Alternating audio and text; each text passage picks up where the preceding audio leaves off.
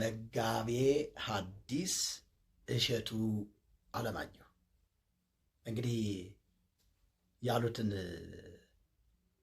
አብረን እናዳምጣለን። ተመልከቱ።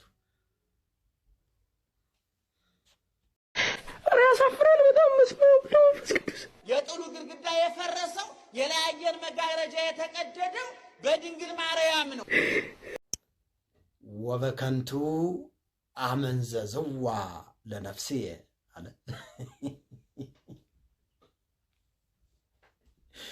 እነዚህ ሰዎች በጣም እንዲያው በጣም ያስቁኛል በእውነት።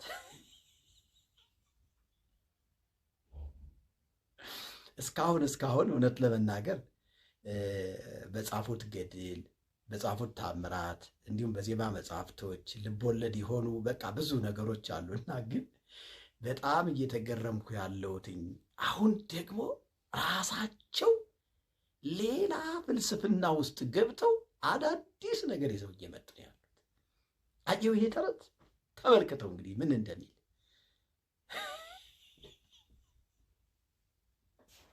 ሁለት አህያ ነበር።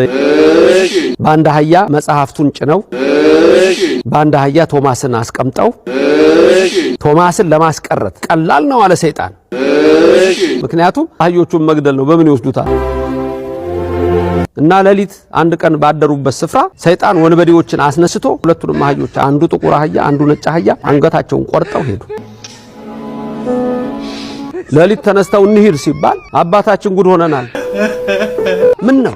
አህዮቻችን አንገታቸው ተቆርጦ ሞተዋል፣ መሄድ አንችልም፣ በቃ አንሱና ግጠሙ አላቸው። የአህዮቹን አንገት አንስተው ገጠሙና አህዮቹ ድምፅ አሰሙ።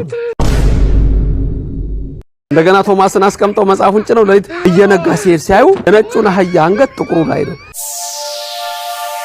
የጥቁሩን አህያ አንገት ነጩ ላይ ነው የገጠሙት። ገባችሁ? መረመራችሁ?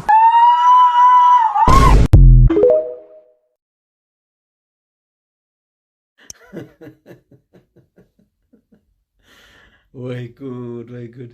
ይሄ በጣም አስቆኛል በእውነት።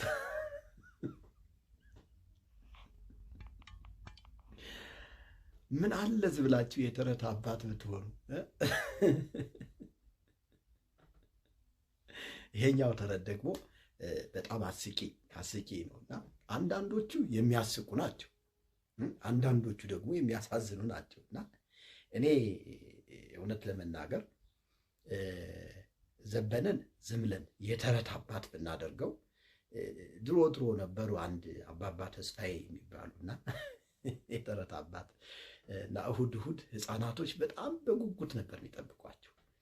ለምን በሃይማኖት ስም ከምትተርት ፍልስፍና ጥሩ ስለሆነ እውነት ዘበነ ፍልስፍና ጥሩ ስለሆነ ዝም ብለህ ንጹህ የሆኑ ተረቶች አስቂኝ የሆኑ ተረቶችን ብቻ እየተረትክ ብትኖር እና ይሄንን ቪዲዮ ለአቶ ዘበነ ለማ ለተረት አባታችን ለተረት አባት እንዲሁም ደግሞ ለሌሎች ደቀ መዛሙርቶች እንደነ አባ ገብሬ እንደነ አባ ደንባሬ አይነቶች አዳዲስ የተፈለፈሉ አሉና ለነሱ አድርሱልኝና በቤተ ክርስቲያን ከምትነግዱና ከምትቀልዱ ወጣ ብላችሁ ተረቶችን በመፈልሰፍ ሌላ ስራ እንድትጀምሩ በሉልኝ እንጂ መጽሐፍ ቅዱስን አታውቁትም፣ ሰዎችን አታሰነካክሉ። ይህም ቪዲዮ